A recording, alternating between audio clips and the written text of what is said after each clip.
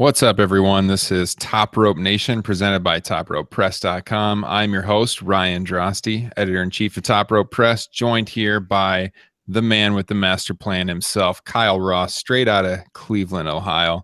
Kyle, we are just finishing WWE Roadblock, end of the line, and opening thoughts from you. What did you think of the show tonight?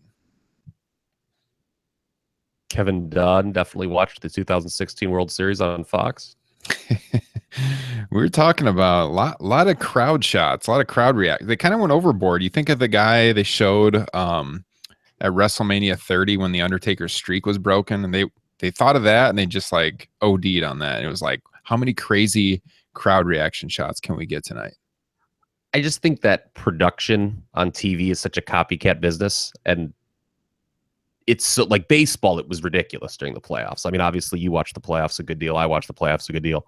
And like, they just always love to catch those like wild fan reactions. And that's the only explanation I can have for it, because it seems like they only started doing it since then. And tonight they definitely took it to a whole new level. But to answer your question seriously, I think Pittsburgh should never get a major show again. Despite the fact that I felt that I've seen all this before, I think some of the stuff was pretty good. The titles changed hands. Mm-hmm. I didn't hate anything on the show. And I guess we wait and see where they go for the Royal Rumble. Yeah, we might have got a few hints tonight. Beyond, for that matter. Yeah. I think, so we're starting off, we're talking about the crowd here. Yeah, Pittsburgh crowd. I'm thinking about, do you remember 1997 WWF, Bret Hart, USA, Canada, and he's in Pittsburgh, and Bret says, if you were going to give the United States an enema, you'd stick the hose right here in Pittsburgh, Pennsylvania. Yes, I knew exactly where you're going with that, yeah. I thought the crowd was pretty awful, too. I mean... Yeah, aside from Mick Foley being thrown off Hell in a Cell, I mean, this market has not reacted to anything in 20 years. Yeah, not the cruiserweight division has really been booked well on the main roster, but my God, Kyle, my God, could we at least give these guys a chance? It was brutal when those guys went out there. I thought that was like the low point of the crowd tonight was the cruiserweight match. It was just unbelievably quiet throughout. Yes. I feel that there's only two kinds of WWE crowds these days. Because I thought the crowd, when I recapped SmackDown for Tuesday, I thought the crowd was pretty dead that night too. You have the smart mark crowds that sometimes go into business for themselves and can either really enhance or take away from a show. Or you have just completely dead crowds. Yeah. There's nothing in between. And I don't know if it's a problem, but it's definitely something worth mentioning, I would say. I had a good friend of mine that I used to write with over at WrestleView. He was tweeting me back and forth, and he said he wasn't sure that a good wrestling crowd exists these days, that a lot of the crowds are pretty bad. And I thought that was a good point. A lot of the crowds, I don't know if it's the effect of the internet or what it is, but it is tough to get a good wrestling crowd these days. You have kind of like your core markets where you get a strong reaction, like the Allstate Arena in Chicago is always a really good crowd. Mm-hmm. New York, obviously, sometimes Philadelphia, although the last time they're in Philly was kind of so-so, but usually Philly's a solid crowd. Yeah. But yeah, everywhere in between, you never really know what you're going to get. It is kind of hard to get a solid crowd these days. So yeah. And you never know what they're going to do reaction-wise. Although I felt there was nothing out of the ordinary tonight. They booed Roman Reigns. They definitely woke up to do that. They were split on Rollins and Jericho. Yeah. So if we've learned anything in the last 5 seconds, it's that this company really doesn't know how to book a top babyface. And per our last show, I defy you to tell me, after watching tonight's broadcast, that Bill Goldberg is not the number one babyface on this brand. On the Raw brand? Yeah, they are lacking. That's for sure. I don't think Bill Goldberg should headline WrestleMania for the title, though, Kyle. And to be honest with you, when I looked at the top babyfaces on SmackDown, I even made the comment in my review. I'm like, this company just does not know how to book top baby faces on a week-to-week basis on television. I think it's the stubbornness of the company that when they have a hot reaction that goes against what they want to have happen, they don't go with it. That's part of it, yeah. But I mean, between Rollins and Reigns on Raw and Ambrose and Ziggler on SmackDown, I was just like, who cheers for these people? Yeah. Who wants the, I mean, Owens, and we'll get to Kevin Owens in a bit. I think his title run is falling a little flat because there's no baby face that people really want to see beat him. No. And that's a problem when you have a heel champion. Yeah. Well, if we're talking like top baby faces in the company, and we talk Raw and SmackDown. So obviously Bill Goldberg, who you've been talking about on the podcast recently, as being like the most over baby face. Not a full timer, but as much as we give crap to John Cena, is John Cena next on the line? Yep. I mean, I would have to say so. Yeah, I think I wrote that in the review. I said I can't wait till John Cena comes back in 2 weeks, less than now. Yeah. So we're gonna look at the card tonight. Talk about everything that went down. I do got to give our weekly plug. So if you are a regular listener of Top Rope Nation, thanks for coming back. If you're a new listener, we hope you join us in the future. You can find all of our shows at topropepress.com, iTunes, Stitcher Radio, Podbean. And we are a weekly show. The webcast, like you're seeing right now, typically we only do for the pay-per-view shows. It's usually an audio only podcast. However, we are going to start streaming every weekly show for our Patreon supporters. So if you want to support the show, head on over to patreon.com/topropenation. You can become a official supporter of the show for as little as $1 a month. And help us out with our live streams and improving the quality there. But Kyle, I think Google's been pretty good here on YouTube. We've been doing pretty good the last 3 pay-per-views. So I don't know about you, but I was looking forward to this weekend. Yeah, I need to hit the booth though. As I look at myself here in the bottom corner, I'm too pale. I need to go back to that. They scared me out of it, man. All those stories about how bad it is for you, but man, it ain't good for me looking how pale I am right now on the computer screen. Oh, come on, Kyle. Once you hit 30, nobody cares about how tan you are anymore. I'm a shallow individual. I'm a shallow individual. You wouldn't believe how much I tanned before my wedding. I'm a shameless individual. I spray tanned before my wedding, because I just do not tan. I've gone to tanning booths. Doesn't make a difference. I just get more freckles. Okay. So I've done the spray tanning route, but I kind of turn orange a little bit. But I'm to the point now in my life where I don't really care. So if I look like Sheamus, hey, what the hell, right? I don't know if you could be that pale ever. Hold on, that was very unprofessional here. Let me turn my phone down. I think you would actually have to try to look like that. So yes, I think he does something special. Yeah, but enough. Speaking of Sheamus, first match tonight. Excellent. Well, I didn't get a look. Let's talk about the pre-show first. I didn't get a chance to watch the pre-show match. Cass and Rusev, did you? I saw bits and pieces. Rusev won by countout. Something happened with Cass on the outside and Enzo was at ringside. Not gonna lie, I didn't really waste my time watching the pre-show. Oh, okay. All right, I apologize. I saw the highlights, but okay. I had read varying reviews on it when I caught up. Yeah, it's something I'm gonna have to go back and slammed watch. it. Some other people were a little more complimentary. We didn't get a chance to preview the show during the week. I would have said beforehand, and I'll reiterate it, a point that I didn't make, but I'll just pretend that I did and reiterate it now. I don't like the rush to have Cass stand out as a single star at all. No, they're definitely pushing that too quickly. Because it'd be one thing if like Enzo and Cass weren't over as an act, but they are. And they're relatively new. They haven't even been on the main roster for a year. They haven't really been pushed as serious tag title contenders. I just think you can get a lot of mileage out of that act. And, Enzo's not a great worker in the ring. We know that. Mm-hmm. But I didn't really think they beat him too much. And I didn't think it did a lot for his character to have him kind of get his ass kicked and have his partner step in and take the match. just observing him. If you're just a fan and you're just kind of like looking at this guy as a babyface, you're just kind of like, what a pussy. Yeah. You know? Well, also, like as much energy as they put into this match, and it's on the pre-show. I mean, how many advertised matches were there in the show? 8? 7, including 7. that. Yeah, 7 including that. So how on I know earth what did I they would not put on fit the this in the pre-show show? if I would have put something on the pre-show. Probably. Well, by crowd reaction, it'd be the cruiserweight match because they did not care at all in that match. Yep. I'd say Sammy and Braun Strowman would be the only other one you could consider, but by crowd reaction, definitely the cruiserweight but that had a match. storyline to it at least, and I guess they did do something storyline wise with the cruiserweights, which we'll get to. But yeah, getting the show off proper, like we alluded to a moment ago, was Cesaro and Sheamus, and they win the tag team titles right over New Day.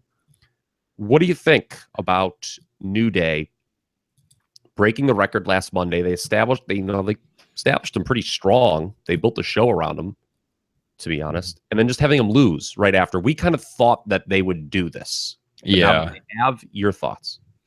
Well, I think we've talked about this for months actually on the podcast. I mean, well, 2-3 months ago, we were talking about how we wanted to see a shift in the tag team division.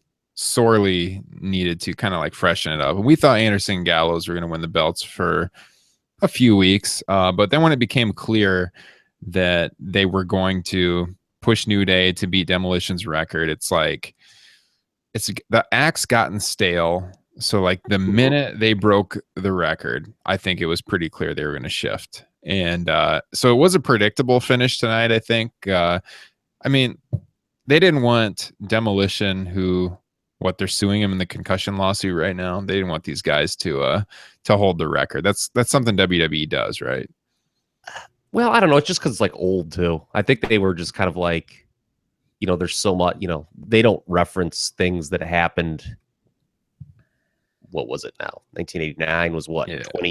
27 years ago. Jesus Christ. 27 years ago. I actually remember, you feel old. Yeah, I remember them winning and losing the titles. I think they just kind of wanted to bury that in history, but it was definitely time to do the title switch.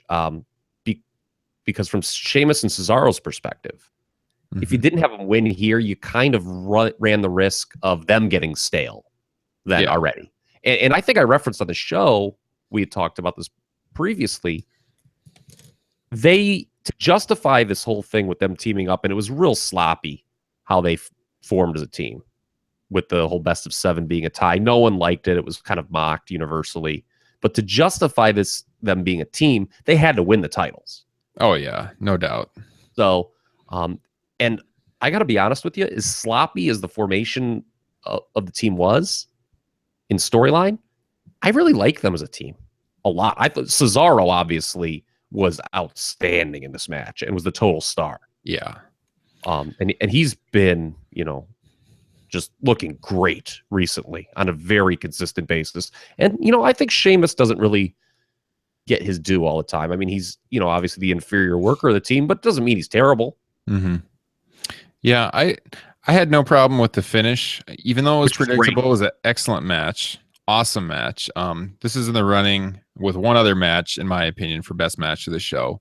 And great way to open the card. I like the dynamic of Cesaro and Sheamus too, with the kind of like tentative relationship they have as tag team partners. You had after the match, Cesaro celebrating the crowd while Sheamus had both belts. So yeah, this is building up towards something down the line that should be interesting. So I love the opening of the show. That was a hot way to open the show. And the finish itself was really good, I thought, I've never seen that before ever. And if people hadn't missed the show for some reason, just getting the results from us here, they did a ton of near falls. And then Cesaro went to make the tag, but he intentionally missed. And Cesaro came in the ring, so they're just faking out New Day on who's the legal man. Mm-hmm. And Sheamus was able to get the pin. Yeah. Yeah, people were raving about it online. Everything I saw, whether it was in our Facebook discussion group or on Twitter, it was everyone was wild about the finish. So that was a good way to start the show. What do you do with New Day now? Do you break them up? I I don't think you break them up because I kind of want to see them in the chasing role. I mean, they've had the belts for so long that I think this freshens them up a little bit. I think Big E is a guy who's going to be a main event player down the line Yes. for sure. But I think I want to see him chase for a little bit first. If they broke him up right now, I would be a little bit disappointed. Yeah, I don't think they'll break them up tomorrow night, but I don't think they should win the titles back. No, no. Okay. Okay. Are Xavier Woods and Kofi Kingston doomed when the team does get broken up? I think Xavier has a better shot. I think they're both great. I think they're both talented, both charismatic as hell. Yeah. I think the reason I say that is that Kofi's been around for a long time, and Xavier has a chance to kind of like be fresh when he goes on his own. And God, he's a super smart guy. I think Xavier could be a big star too, but he could do something totally different. I mean, he may have to reinvent himself, but like you said, he's good enough on the mic and he's a sharp guy. You can do it. Kofi, you're right. I think he's the one who suffers the most, not because he's a poor performer. I mean, he's a solid guy in the ring. But I mean, he does kind of actually a lot of the work of the team. Yeah. But it's just, we've kind of seen Kofi Kingston as the singles before. And I don't know. It's not something that I'm dying to see again. Yeah. If I had to pecking order the New Day, it's Big E. He could. I think for me, it's Big E's is the guy who could be like a main event guy down the line. I think Xavier he's like an IC title type person who possibly could reach the main event too. I won't undersell him. I'm shocked by that. But I mean, it's possible. I wouldn't count on it happening, but he's a smart dude. And then Kofi, yeah, he was always throughout the mid 2000s. Kofi was always one of those guys you looked at as like, this dude is super underrated, awesome worker. Crowd loved him, but he has been around for a long time. So yeah, we'll see what happens. What did you think about our second match? Braun Strowman and Sami Zayn. So this was the match where Sami had to last 10 minutes.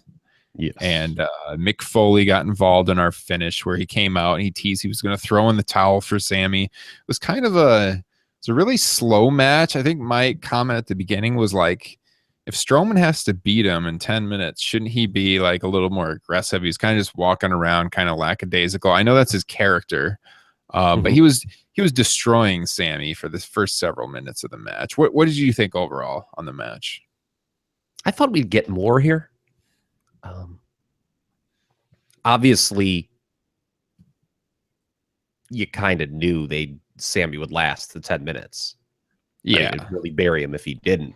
And it's kind of weird. This gimmick is kind of an interesting one in the sense that. One thing I don't like about it is it sort of undermines the babyface. It basically says, oh, well, the babyface can't win. He just can only last 10 minutes. That kind of makes Sami Zayn look, kind of crappy in some regard. But where I thought we'd get more is I thought for sure we'd get some sort of injury angle after this. What I would have done is have Sami last the 10 minutes, but then have like Strowman can be like real pissed off about it, like destroy him. Zayn can take time off TV, and then come back at the Rumble to maybe a big pop, like Strowman's obviously a guy who you figure is going to dominate a portion of the Rumble. I can see that happening. Typical big guy. They usually do that first spot, and then Sami makes his big return. But then Foley comes out, and it had been reported all week that he was taking time off. Apparently that's not true anymore. They've asked him to stay on and he's going to. I thought for sure, until I'd heard that he's now going to stay on, I thought for sure they were going to do an injury angle with Foley, that Strowman was going to destroy Foley and that was going to be his excuse to get written off TV. Yeah, I thought the same thing. But I don't know. It was okay. I actually don't hate this feud at all. I know some people wish Sami Zayn was doing something else, but it's a coherent week-to-week storyline for him. And I don't mind Braun Strowman. Obviously, there is a ceiling on this thing. He's not as talented a worker as Rusev. So once he kind of takes that pinfall loss, he may not be able to recover from it. Mhm. You know, like when Rusev got beat by John Cena the first time, he was kind of fine. I mean, it kind of hurt him a little bit, but he was ultimately fine. I just thought there was going to be more to this match. It was just Sammy lasted the 10 minutes, and Strowman was like, oh, that was kind of confused about it or something, and that was it. Yeah. I So agree with I'm not you. sure where we go from here now. Yeah, I agree with you. I don't hate the feud, and I think they've done a good job in building up Strowman. I think there's a role for a guy like Braun Strowman in pro wrestling, and they've done about as good of a job as they can in building this guy up into being like this kind of monster heel. But I agree with you, Kyle, that I thought the match was lacking. Like when we got to the 10-minute mark and Sammy had lasted the whole time, and then like the match was over, that was kind of disappointing. I Yeah, felt like like there's no, I don't know. Like it was like, okay, he lasted. What are we like as an audience member? What are we to think now? Is Sami Zayn awesome for doing that? right. Yeah, where's the like that's something that kills the crowd. The crowd wants to see a finish, and that's not really a finish. Like he lasted 10 minutes, but it wasn't really advertised ahead of time that he lasted 10 minutes and that's going to be the end of the Oh, match. but Like I anticipated that. I just thought that there would be, you know, in thinking that, okay, well, if he just lasts the 10 minutes and it's over, well, that's kind of lame. You know, that's where I thought that they would do some sort of injury angles. Strowman would assault Foley, he would assault Zayn, you know. So yeah. I was impressed.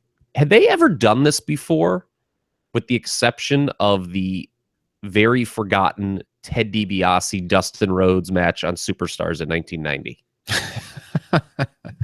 Here's our first nostalgia reference of the night. Yes. Oh Where, my like, God. do you remember, like, I mean, Dustin Rhodes' very forgotten WWE F run there in late 1990? I can't think of a match that was like lasts this long and then it's just over. I, I I can't. want to say that they did something like with 1-2-3 Kid against DiBiase again when, like, they first had, when, like, right after Kid beat Ramon, didn't they maybe do something where, like, DiBiase was like, I'll show you how it's done or something?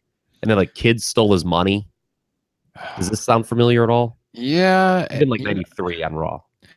Like Any a of you very in the if you're in our chat room right now and you know what we're talking about, go ahead and throw out it. I'll load our chat room because actually bad host here. I actually do not have our chat room loaded just on our broadcasting page right now. But yeah, if you know what Kyle's talking about here, go ahead and let us know in the chat room. But I know for a fact they did the gimmick with Teddy DiBiase and Dustin Rhodes, and Dusty was watching at ringside. But yeah, and it's been done, you know, many times in various promotions, but that was a weird one to stick in my mind. yeah. I couldn't think of too many examples.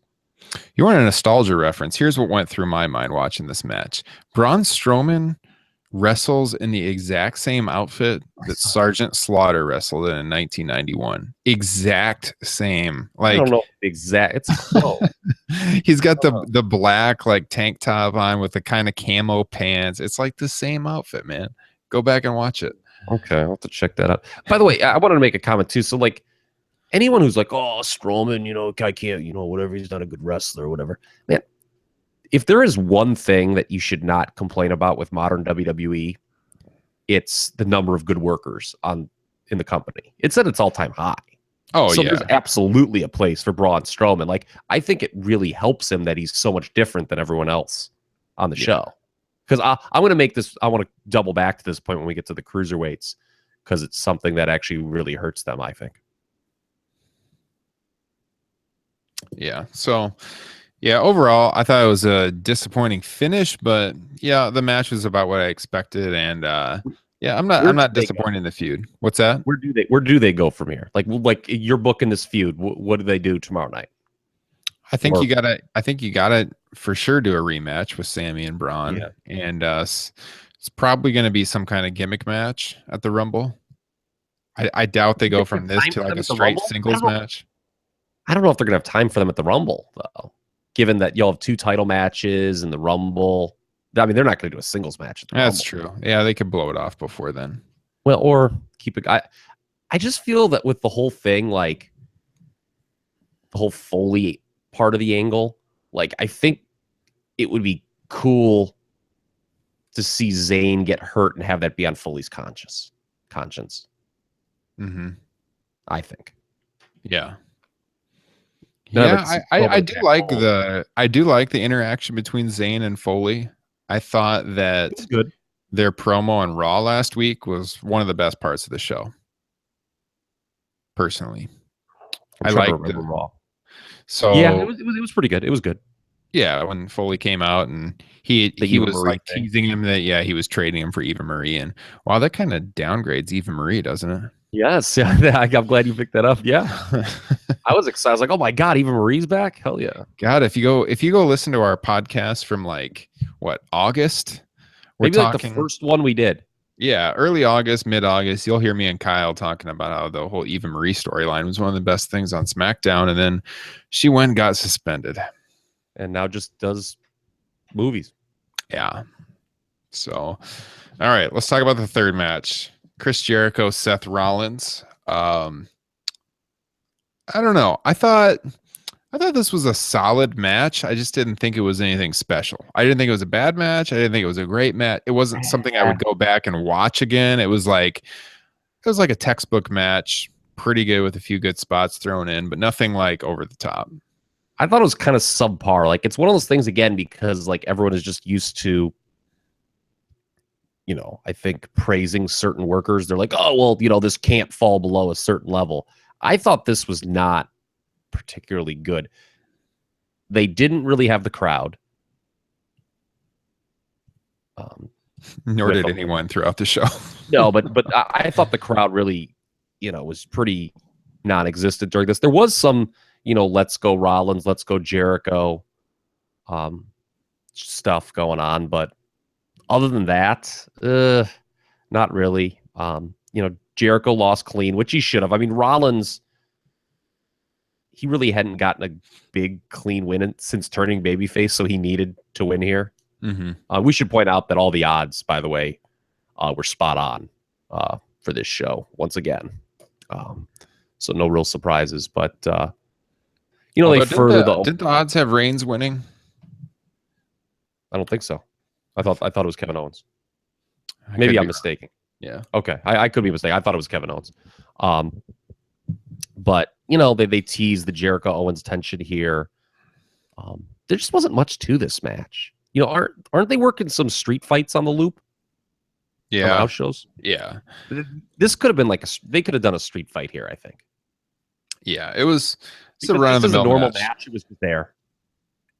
If Seth Rollins could have wrestled like 1999 Chris Jericho or 1994 Chris Jericho, this could have been like an off the charts match. But it was just like it was there. It was good. It was decent. It wasn't overly great. I think one of the things I thought about going into this match was that Seth Rollins is such a fast worker. And one of the things I noticed earlier this year when Jericho was working Styles was that he had a hard time keeping up in the ring at the present stage of his career. So I was wondering, Seth's going to have to slow down his style a little bit. And I wasn't sure how that would shake out. And it was good, but it wasn't your typical great Seth Rollins match. So. No, it's interesting with Jericho because I think he does a great job with his character, and he's definitely over. I think he's actually technically more over as a babyface than either Reigns or Rollins, to be blunt with you. But yeah, his ring work has kind of, the Jericho that we remember. And truth be told, he was never at the level of Guerrero or Benoit. But it's definitely declined, his ring work during this run. It's nowhere near where it was even like in 2008 when he had that great run against Shawn Michaels. Yeah. It was. I think he could have a good match in him, but it's got to be a storyline match. It can't be the kind of match that I think Seth Rollins wants to have. And, we've heard that criticism before that Rollins is kind of stubborn. He kind of wants to work a certain style of match. And he maybe isn't willing to adapt. Yeah. It's been a knock on him. I don't know. Perhaps he needs to listen to criticism sometime. Well, it was. I guess I graded this one 3.25 stars on my. Ooh, no, that was a lot higher than me. To me, this was. I would go like 2.25. I would say. I had the opening tag title match at 4, Braun and Sammy at 1.5, and this one at 3.25. So that's I thought about there was where a I put like substantial. a average to slightly above average match. Okay, yeah. See, I thought this was slightly below average, but yeah, I thought there was a pretty sizable gap between this and the opener. Oh yeah. So yeah, they just kind of teased some additional heat between Jericho and Owens, which will come back later on. The finish was Jericho went for the code breaker, turned it into the Rollins turned that into the pedigree and got the pinfall. Clean pinfall win with the pedigree. Yes. Yes. No appearance by Triple H. That was something people were kind of speculating before the match. I saw on social media was Triple H going to make an appearance because everyone kind of figures we're headed to that Rollins Triple H match at WrestleMania. So I know that this was called end of the line, roadblock, end of the line, and they blew off some feuds. They're not going to quote unquote waste a Triple H appearance on this show. no. So you would think that'll be on Raw. Yeah, maybe like the Raw after the Royal Rumble or the Royal Rumble itself. Yes, I can see that being happening, yes. So this led into the match we've been talking about, the Cruiserweight match, which was very disappointing from a crowd reaction standpoint. So they went through all the trouble, Kyle, of changing those ropes over to the... I don't know why they do that. What a waste of time. It's so dumb. God, like, as someone who's like worked, for, the last 20 years in some capacity, you always come across like some remedial task you don't want to do, right? And like you always bitch about it with your coworkers. Yeah. Like the people in charge of that have to be cursing the cruiserweights under their breath. We have to come out here and switch ring ropes twice. Yeah. Like it doesn't add to anything. It's really stupid, to be honest with you. Yeah. And the crowd does not care, as we saw. And it's not really completely the Cruiserweight's fault. They just, like we've talked about on the podcast in recent weeks, they did nothing to make you care about these guys when they debuted. It's like they assume that everyone watches the WWE Network, but when you do the math, like what, 1.5 million people have the network worldwide, and you've got a little over 3 million people watching Raw, right around 3 million people watching Raw every week just in the United States.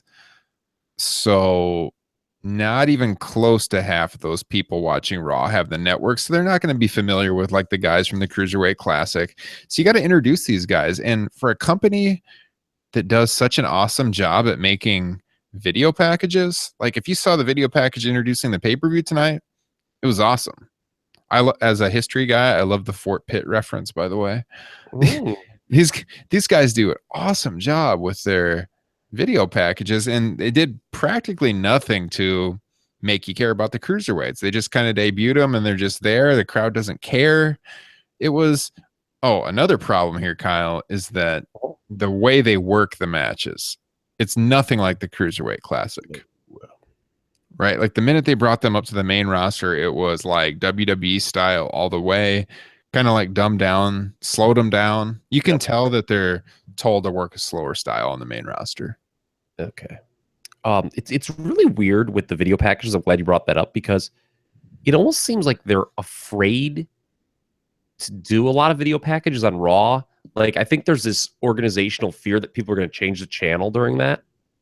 I don't believe that, but they seem to have that mentality. I don't know. They've got the raw data in front of them, and they have this belief that people turn the channel when they do video packages.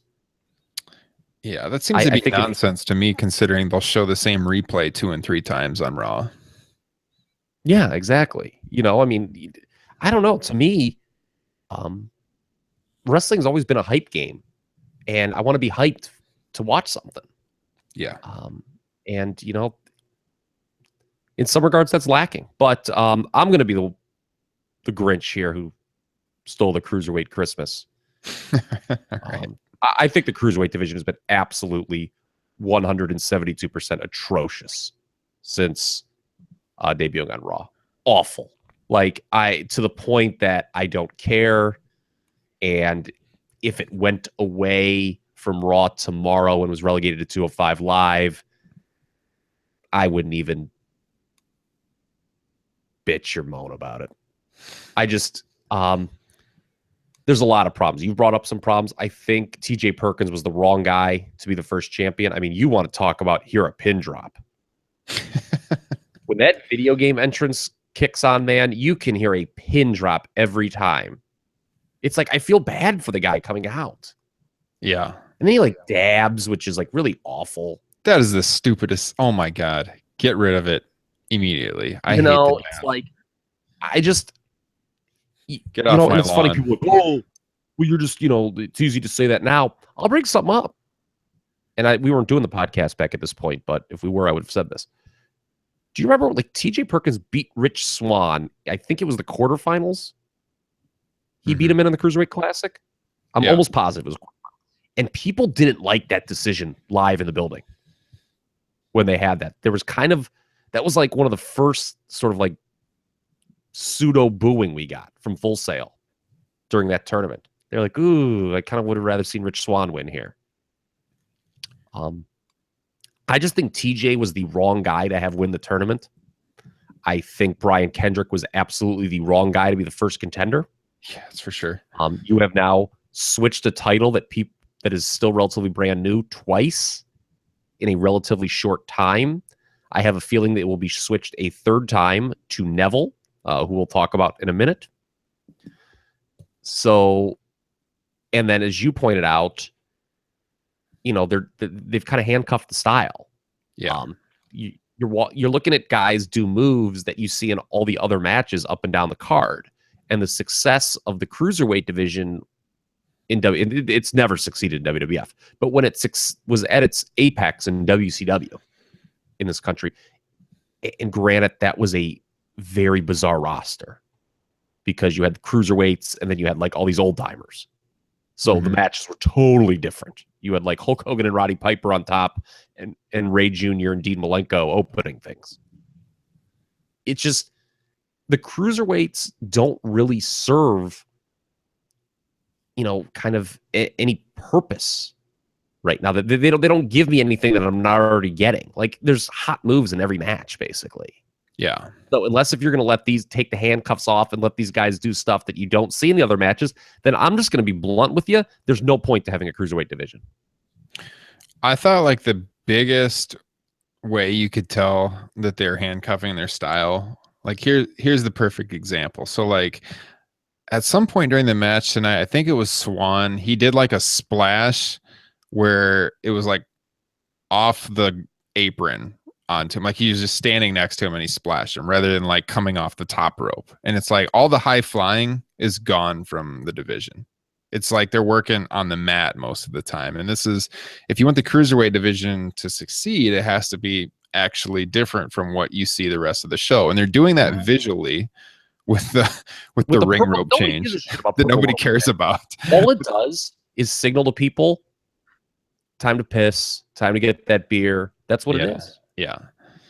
And by the way, talk about, the personnel, who it should be. The guy they should have had chase. I don't know who they were put in a tough spot because a lot of the top international guys they brought in didn't sign full-time deals.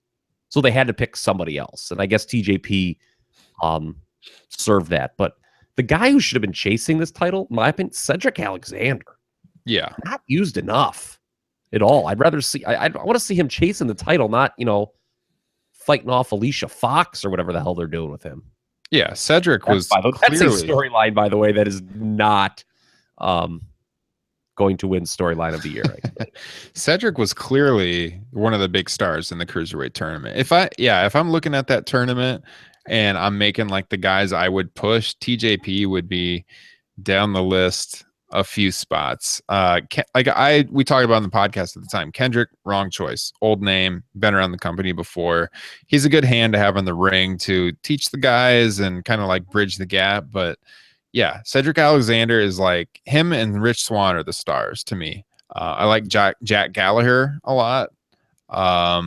Maybe TJP after that, but those three I think have the higher ceiling.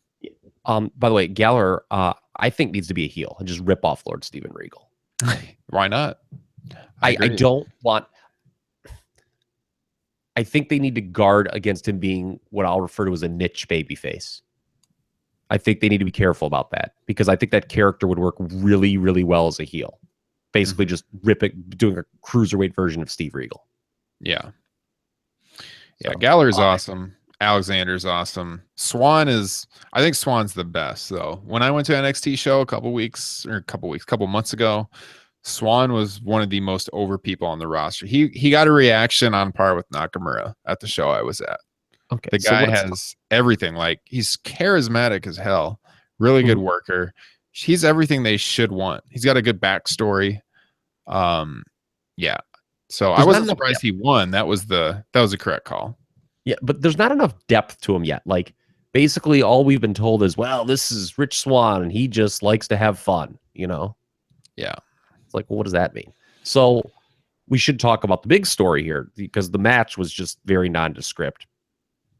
But Neville showed up at the end and seemingly turned heel, attacking Swan and Perkins. Yeah. Crowd woke up for this. Oh, yeah. And chanting "Thank you, Neville," which is like a horrible slap in the face to all these new guys.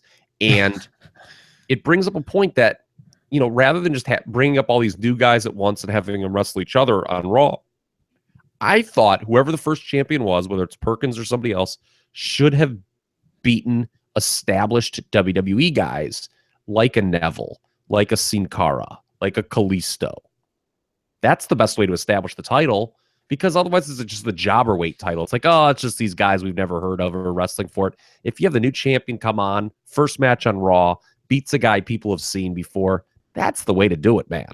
Yeah. Instead, they're just going to have Neville probably beat Rich Swann eventually, and it will make it seem like everyone that they've just brought up is second rate. Well, that's like wrestling booking 101, isn't it? I mean, that's how you get new talent over, is someone established has to elevate them. And Brian Kendrick is not the established talent to do that. No, because most people don't like. Okay, so I get that him and Paul London had that long title run,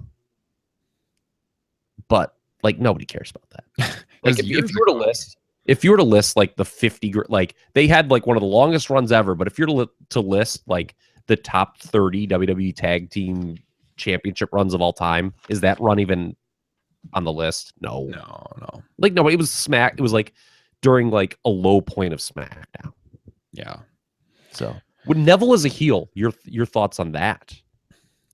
Well, it's kind of a fail as a heel turn because the crowd cheered everything he did. Yeah. I liked Neville coming out with a new look and a new attitude, but they wanted him to be a heel, but the crowd cheered him even more, it seemed like. And like you said, that was kind of a slap in the face to the whole cruiserweight division, because it was like they were cheering him, slapping them down. Yeah, it was kind of almost like in the old days, like if again, not to make WCW references, but I just feel it's, you know, if you want this thing to be successful, you can't compare it to anything WWE's done before. WCW is the only one who's done this division right, and it was only a brief time. It'd be like, you know, almost like if the Giant came out and just choke slammed a bunch of cruiserweights and people went wild. Yeah. You know, I mean, obviously Neville and the Giant, two very different characters, but still the same effect. Yeah.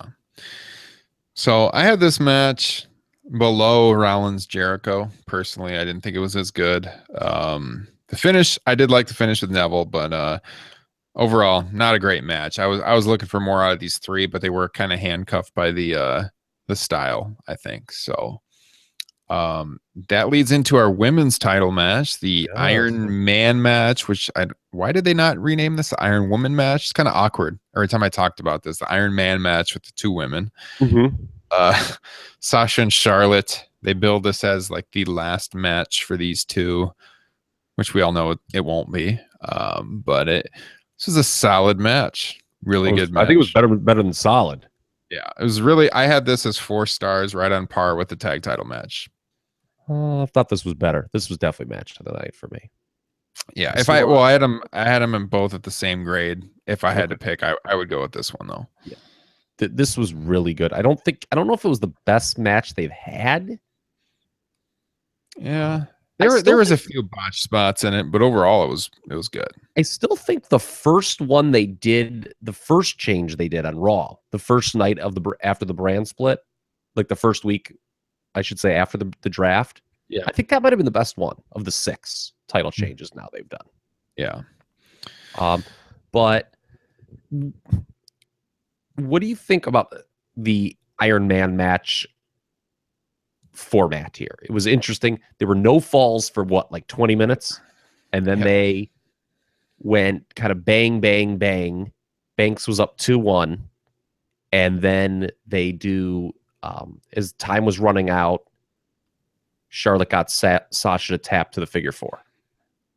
Yeah. What do you think about the layout of the first 30 minutes?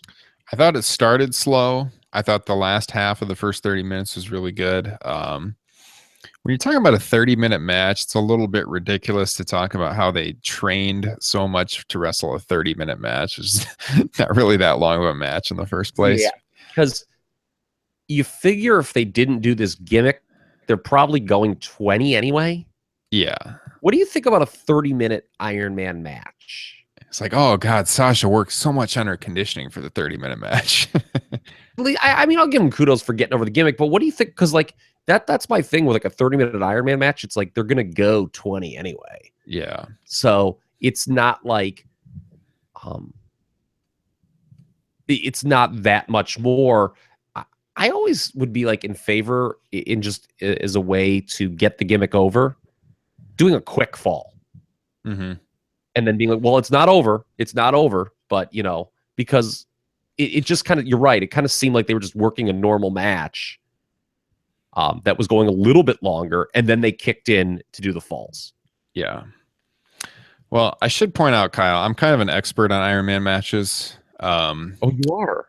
Yes, I wrestled a 30-minute Iron Man match in my days as a backyard wrestler. So I could tell you a little bit about training for conditioning for one of these matches. Good grief.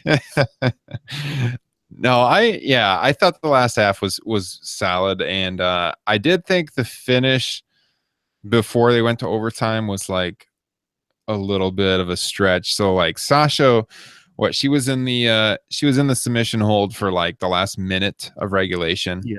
And then she tapped with like 3 seconds left, and it's like, oh my God, you've been in this hold for 57 seconds and you can't hold on for 3 more seconds. I wouldn't have hit.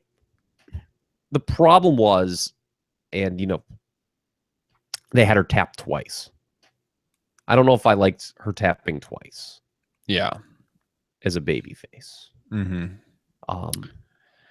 And she didn't tap twice in the first 30 minutes. She tapped, here and then in overtime.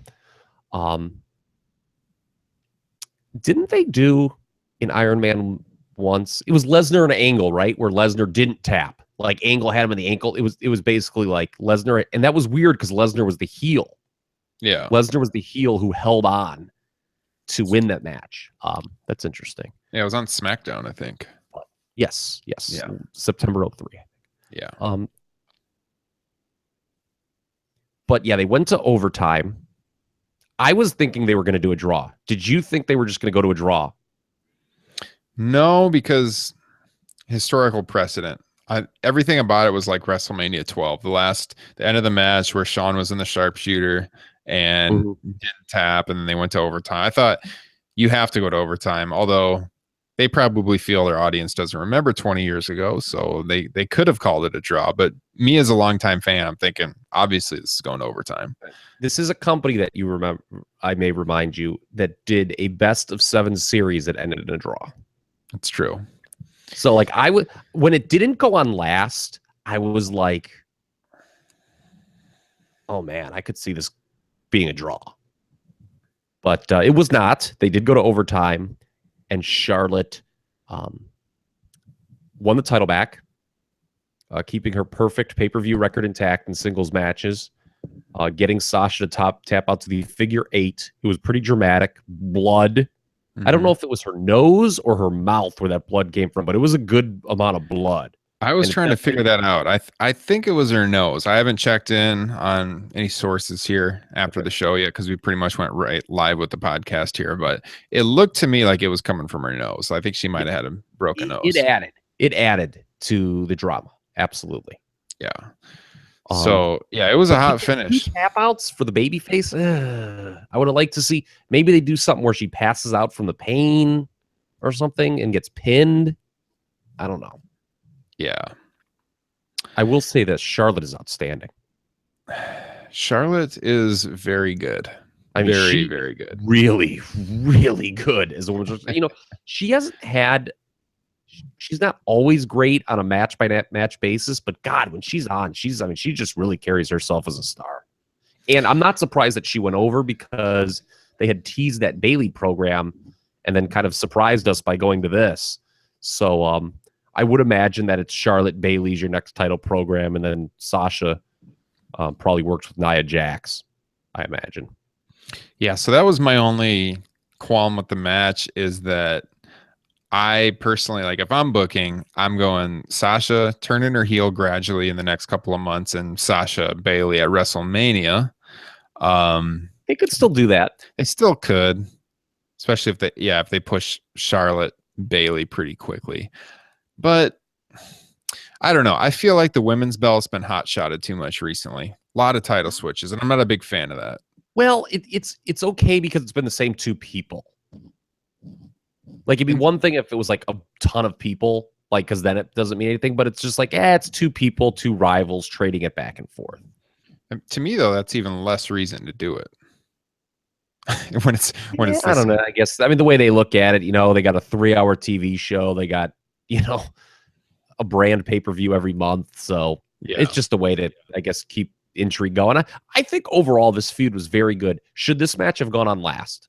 Yeah. Oh, 100%. I think this should have been the main This event. was, to me, the thing I was looking forward to most. And I gotta, I was running behind watching this. I started the show later and really didn't catch up in real time till, well, I never did. But, I think I finished the show about 5 or 10 minutes after it was actually over. Knowing that we are going to do the podcast, though, I was like, God, I just kind of, I don't even know if I want to, I just kind of wanted to hit live when Owens and Reigns were getting ready. Like, I wasn't even interested. I was like, I could probably skip the first half of this match and not even care. I didn't. I watched it all, but yeah, I would have the women go on last. They might have trouble following this, and they did. Oh, yeah. Yeah. So regardless of whether we agree with the finish or not, the women's match was an awesome match. Yeah, highlight of the show for me too. And I thought the main event with Owens and Reigns, definitely a step down. I didn't feel like the crowd, here we go again with the Pittsburgh crowd. I think the crowd didn't care as much as they did in the women's match either. So everything about the main event I thought was a step down. Yeah, they did kind of wake up to boo Reigns, but it's not what the company wants, obviously. Again, I'll have to double check. Maybe I'm wrong. Maybe I read it wrong. I thought it said Owens was a big favorite to win here. And so I didn't. I don't know why Reigns is the U.S. champion. Because I thought at the time it was like something they were doing to legitimize it again, like kind of like Cena did last year, but Reigns isn't the guy for that. Well, and he never defends it really. And I thought like it was a thing where it's like, okay, like, like Cena, it was going to keep him out of the world title picture. But, here he is. He's the U.S. champion challenging for it. So it's God, as we move into WrestleMania season, I'll keep harping on this. I'm so frustrated by the whole are they or aren't they with Roman Reigns. Like, just either do one of two things. Admit that it has not worked and turn the man heel. Yes. And play off that. Or just freaking go all the way with them. Build your company around them like you want to. And either it works or it fails. But don't do this like toe in the water shit that they've been doing for like 3 years with him. It's really frustrating because it just feels that you're kind of going in circles as a viewer. It's like, okay, he's won the title a couple times, but every reign has been, the few reigns have been pretty brief. It's just, I don't know. It's kind of frustrating. He's clearly not the guy. I think That's become evident over the last I year. would say that. I mean, I think he's a talented performer. He's just not a baby face you can build your company around, because you have a substantial portion of the audience that just is not going to let that happen. And it's not the same as Cena, because No. Cena moved significant merchandise to the point where it's like, all right, yeah, you get some negative reactions of the big shows, but John Cena is clearly a difference maker financially. Yeah. Well, if you went to any house Justify that shows, you decision. got Cena was over like crazy. Mhm. And Reigns is not like that. The kids don't care about Reigns like they did Cena.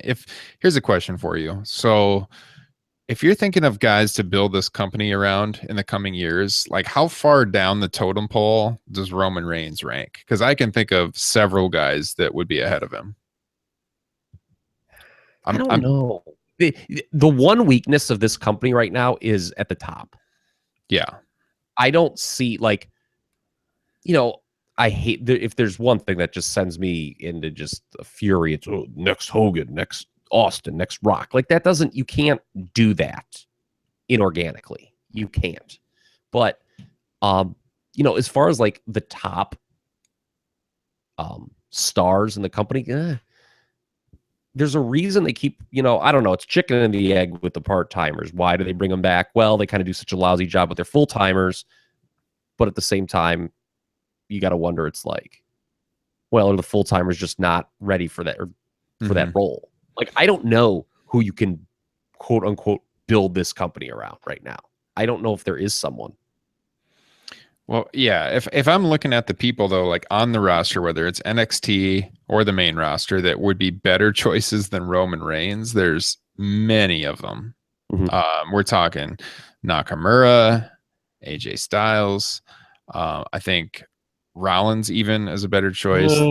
And this is a guy I'm not a huge fan of. If you've ever listened to our podcast, Ambrose is a better choice than Roman Reigns. So yeah, I don't know. Finn Balor, obviously, when he comes back, is a better choice than Roman Reigns. I think he's pretty far down the list, personally. Well, what do we think about the finish?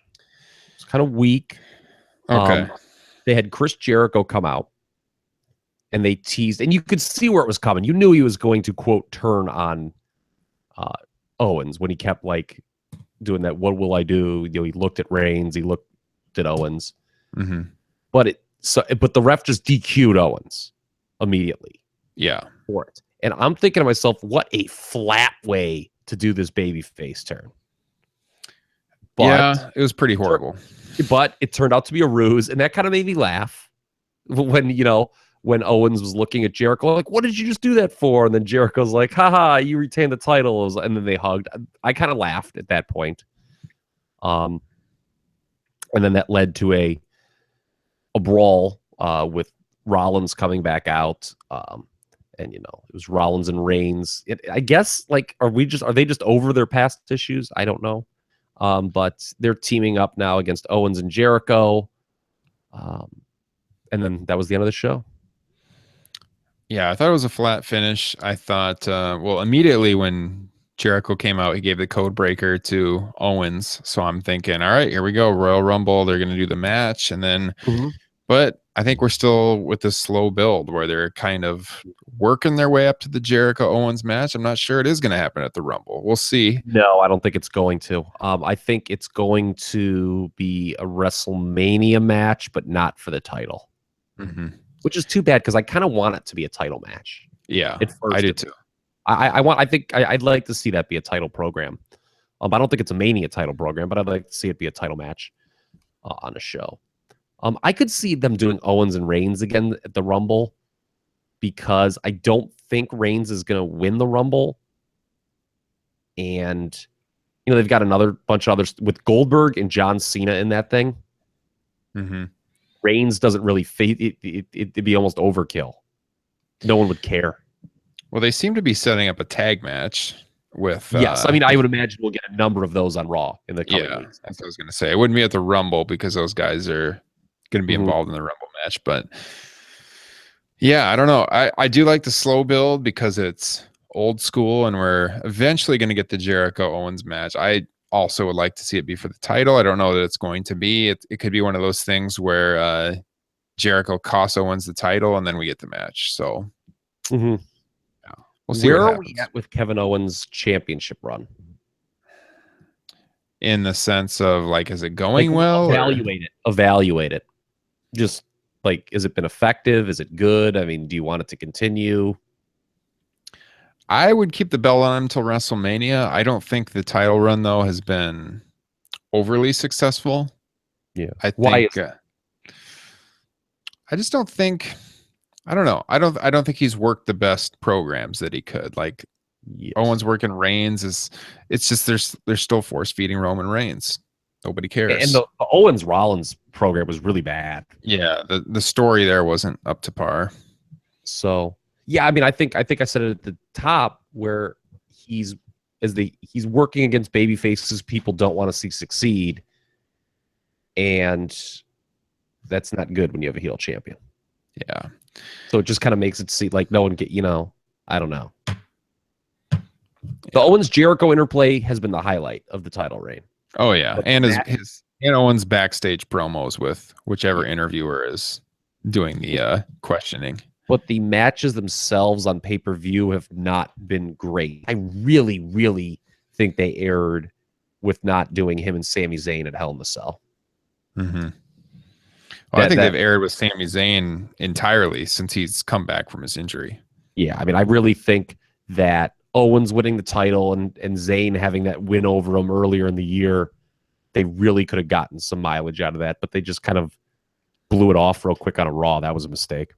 Yeah. So the way the show ended was Rollins came out, Rollins and Reigns teamed up on Jericho and Owens. They gave like the old Shield powerbomb spot through the announce table. They did that to Jericho right at ringside. Then they went up to the top of the ramp and Owens was walking off. They went up there, grabbed him, put him through the announce table at the top of the ramp where Michael Cole and the rest of the main crew were sitting, and that's how the show ended. So I don't know. It was a good show overall. I'd give the show a B on the A through F scale, but it was some good matches, 2 really good matches, I think, kind of. Yeah, the bar is lower for these shows. I mean, to be honest with you, I mean, all the wrestling you've watched through the years, I mean, still, I guess we could still call them pay-per-views or whatever, WWE Network specials, whatever. I mean, for these brand-only shows now that we're getting on the network, I mean, the bar's really like got to be its all-time lowest when it comes to evaluating a major show, right? Yeah. I thought this was nowhere near as good as TLC, though. I thought TLC was a better show. Yes, I would agree with that. And I thought throughout the broadcast, I was thinking to myself, I wish this was a SmackDown pay-per-view, and I wish AJ Styles was coming through the curtain. So yes, that's another thing for Owens to knock against him. I think AJ Styles has been better in his role. Yeah. Although his booking hasn't necessarily been any better. Mm-hmm. Well, that's for sure. Delivers in the AJ is just always guaranteed to deliver a little bit more in the ring. Yeah. So this was our last pay-per-view show of 2016. So we got the Royal Rumble on January 29th. So just over a month from now. Yeah, actually, there's not going to be as many pay-per-views the first 4 months of the year. That's right. Or just one a month. We've got Royal Rumble, then we got 2 brand-only pay-per-views, and then WrestleMania. Fastlane, and WrestleMania, yeah.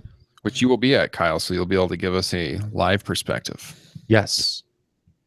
Yes, so, I'm looking forward to that very much. Going to be at Raw the night after, I know, so yeah.